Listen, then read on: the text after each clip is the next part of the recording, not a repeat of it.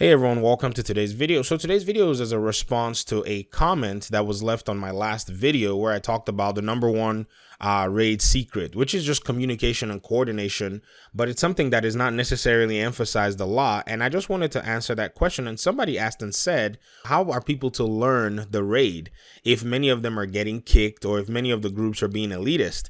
And that's a very big and very real question. I got kicked on Thursday when I said I was going to take out time to beat the raid. In fact, I cleared my entire schedule. I started out in the morning and did not beat this raid till about afternoon. I got kicked from the first group when we got to Razorback because we blew through the first 3 bosses. And once we got to Razorback, it seemed like they just didn't want to say anything. They didn't want to deal with me. And quietly, they kicked me from the group. They didn't even say anything to me. I just got kicked from the group, and that's fine. And then I was able to find a group that was willing to just work with me and say, hey, this is what you got to do. And it was actually a piece of cake from then. But I keep getting these comments saying that, oh, you've only beaten the raid twice. Why is it that, you feel the need to give advice, or you're trash, or, you need to whatever? And I'm saying to myself, when I didn't want to play the raid, I had comments telling me I was lazy. And now I've beaten the raid twice in a row, almost on the same 24-hour period with both my characters.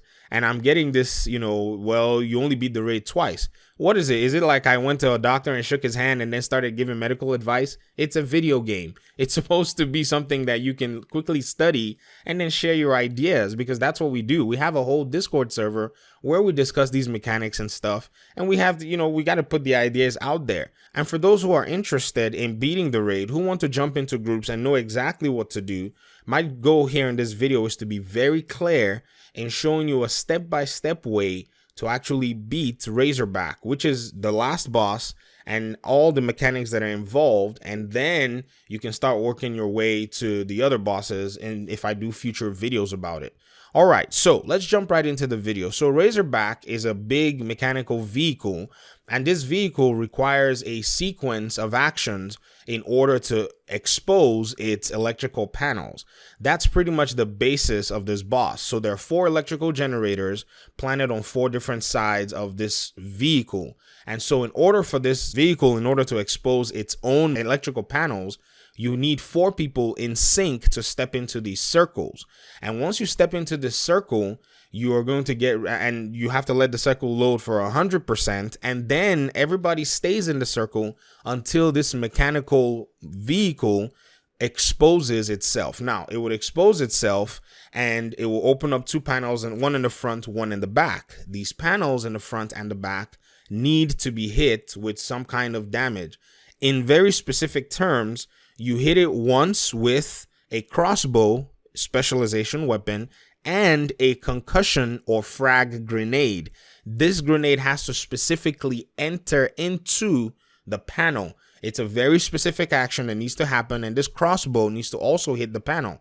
The panel is exposed and it shows, I think, red. And once you hit it, and it at the same time, almost in sequence, has to be hit from the front and the back, then you're going to see this mechanical machine expose a few drones and then eventually expose its panels. It's got 4 panels. It's got 2 at the back, 2 at the front, and then it's got 2 main boards, which are, one is also on the front and one is also on the back. If you're able to disable these panels with damage, then you expose the main panel in the middle, which you also have to take down. That's the whole basis of this DSP Razorback vehicle, or whatever the vehicle name is. Now, in addition to this, there are other factors that play a role in making sure the team stays alive. There are going to be ads all over the place that have to be taken down in sequences. So once you get into that circle, and once you start the actions of exposing the panel and bursting the panel down, you're going to be expecting a heavy gunner to run out and try to activate a computer. There are 4 other computers that are also stationed at the edges of the map, station 1, 2, 3, and 4. Once a person who needs to be watching these computers and watching and taking care of the ads around it sees a heavy, they call out for help, or if they're able to burst this heavy down, then they take the heavy down using headshots. It's the weakest point on these heavies before the heavy activates a kill switch. The heavy activates that kill switch, then you guys are going to be toast. The whole mission is a wipe. It's a bust. Now, there is a very, very critical position that's played in the raid. It's the Overwatch on Station 4. Station 4 is unique because it has like a balcony, and so the person that stays there needs to be a high DPS player, most likely and most preferably a marksman rifle build. This person is going to be watching Station 4. They're going to be providing support for Station 1 and Station 3. That's going to be their job, and their job is to also overwatch the person that's jumping into Station 4 to activate the generator number 4. Also on Station 1, there will be a person backing up the person running into the generator number 1 circle, and their job is to provide DPS damage and also watch that computer as well. On Station 2, there will be 2 people, one person running into the generator and maybe using their crossbow to burst down the panel in the front. And there will be somebody also watching the computer system. That computer panel needs eyes on it. And then the same thing in Station 3. Station 3 also has a stairway cart for a plane where somebody can also go up there and maintain cover and also help cover Station 3 and also do some support for Station 4, minimal support, and then, you know, maybe for even Station 2 if they have the opportunity to do so as well.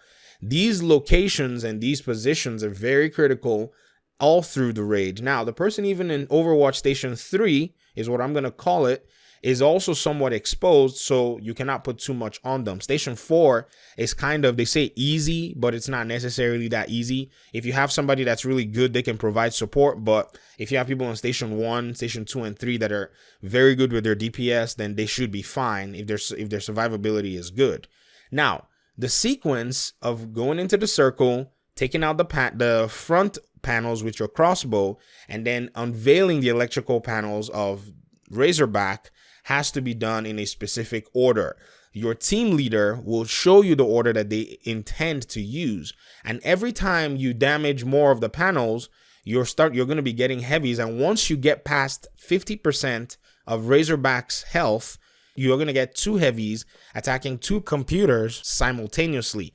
Everybody in the group needs to be very watchful for it. You make sure that those heavies do not activate a kill switch at any point.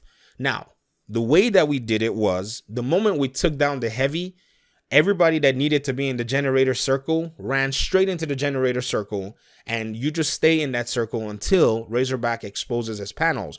No delays. If you want to use a delay, then that's fine, but you're just giving yourself more work. You're staying and exposing your team out there instead of moving and progressing through destroying the Razorback machine. Now, some teams that hone the missions down to about 15 minutes, 13 minutes, I don't know, I think somebody said the record was maybe 10 minutes. That's crazy. They make sure that once the Razorback panels are exposed, whether the front or the back, they have high DPS that they use, especially in the sense of using maybe their TAC 50. This thing can burst down a lot of damage, and they use it. In our case, we all just, used our weapons and fired at it. Some people used their crossbows. That also does a lot of damage to the panels. But once you burst the panels down, you have a very small window to actually destroy them. If you destroy both of them in one area, then you're going to expose the main electrical panels all the way high up. It's a small yellow panel. You just have to burst it down with a lot of damage, and you're going to start seeing Razorback's health go down. It's actually a very simple process. The only thing is it's very multi-layered. Like, you have to do these things one after the other. And then if in an instance somebody was to maybe die, or maybe somebody was to go down, then that sequence will probably have to be reset, or somebody will have to make up for the generator and maybe step in the circle while somebody else is being revived. But it's usually a very tight-knit process. If it's tight, you're going to complete Razorback without any issues. Usually you can complete it around 10 minutes, just, for I would say a very big leeway says 10 minutes. Sometimes it may take longer, and then this is how you do it. Now, when you destroy Razorback, that's not the end of everything. That's just the major aspect. But the second aspect, when you destroy Razorback, is those 4 computer systems will all activate an automatic kill switch. And so each one of them will light up one by one at random. And once it lines up, then the 2 people that are over that station based on maybe generator or watching the computer have to run there and burst that station down with damage, straight up bullet damage, and shoot the thing till it explodes. In the case of one of our raids, we had a party member unfortunately disconnect right after we destroyed Razorback. His game crashed and there were only 7 of us left. So, meaning there was one less person on a station. And so what we did was the people who destroyed their computer first, thankfully his station did not light up first, but the people who destroyed their station first, they were in station 3, had to dart across the map and go provide support for the person on station 1. I think that was station 1 the other guy was on, and destroyed the computer, and that's how we were able to finish it. That was on my second run. And so this is a very intricate process, but once you do it and once you learn it and master it, you're just going to understand it from, just at the back of your palm.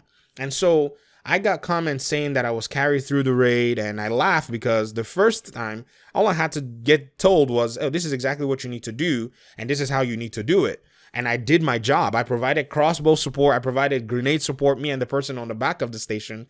And so being carried is actually a myth. You can probably get carried through the first 3 bosses, but through Razorback, I don't see how you can get carried through that. Like everyone literally has to do their jobs very, very tightly, and if you have to be able to improvise. In some cases, some people ran out of maybe grenades, some people ran out of crossbows. So in the midst of everything, we had people communicate and say, hey, I run out of crossbow ammo, and then people switch generators in an instant. This requires an in-depth knowledge of how the sequence works in order for you to make that kind of switch, and everybody's still understanding their roles. And so the numbers provide the positioning, the locations, and the way the map is designed also speaks to how people are stationed around the map. If you're providing overwatch in the case of station 4 and station 3, or backup in the case of station 2 and station 1. So this is exactly how Razorback's mechanics have been built, and understanding this based on your team's dynamic is very important. Now, there are other ways to do it much more efficiently, I would say, but this is not a speed run tutorial. This is a tutorial to realistically complete it. And Razorback is where the entire team will need a lot more DPS and awareness. I've said this yesterday on my video that just released earlier today. Somebody made a comment and said Razorback is the ultimate test of patience and awareness. You have to be aware. You have to be willing to watch out for what's going on. Sometimes some teams, before they start the Razorback mission, will go in and make sure nobody steps into the circle. Do not set foot into any of the circles. Run around them, because the moment you set foot in the circle, you have started the sequence and a heavy is going to show up. And so they go in, they clear the ads around the circles and are able to get specialization ammo. And then finally everybody self-destructs so that they can actually start the mission and have specialization ammo around the map and grenades. Sometimes as well, even in between the sequence, you might have to wait for one more heavy to visit one of the stations, because you're taking your time to clear out ads and making sure that the map is clean and there are not a lot of ads disrupting you guys while you're trying to take down Razorback. So you have to feel the way your enemy spawns are actually going, and you have to be aware. If there are too many ads, there's no need to try to focus on Razorback.